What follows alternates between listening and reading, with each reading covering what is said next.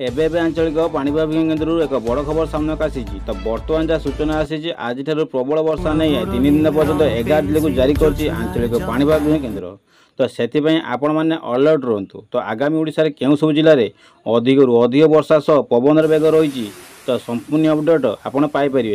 तो ता पूर्व चैनल को सब्सक्राइब करनथिले सब्सक्राइब एबे कर दियंतु कहीं आपण मैंने सर्वप्रथम इंस्टांट वीडियो पाइपर। बंगोपसागर घूर्णिबल प्रभाव में राज्य विभिन्न स्थान में वर्षा जारी रहिबो। तो आसंता काली पाणीपाग केन्द्र पक्षर दिया सूचना अनुसार आगामी 5 दिन जाए राज्य में वर्षा लगी रहिबो। तो प्रबल वर्षा सहित विभिन्न स्थान में बिजुली घड़घड़ी होवार संभावना अच्छी। विशेषकर आज और आसंता काली प्रबल अति प्रबल वर्षा नहीं पाणीपाग विभाग आकलन कराई। तो आज 8टी जिला को प्रबल वर्षा नहीं येलो वार्निंग जारी कराई। तो से केन्द्रापड़ा भद्रक और बालेश्वर प्रबल अति प्रबल नहीं आकलन कर वर्षा। तो सेपटे नुआपड़ा रायगड़ा गंजाम गजपति बलांगीर नगपुर अति प्रबल वर्षा नहीं आकलन कर आंचलिक पाणीपाग केन्द्र।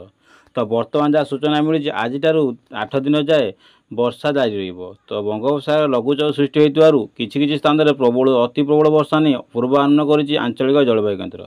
तो आज 8टी जिला को येलो वार्निंग जारी कर जलवायु केन्द्र। तो से समुद्र मध्य अशांत रहिबो। तो 3 दिन पर्यंत समुद्र भितर को न जावाई मत्स्यजीवी मानक परामर्श दिया।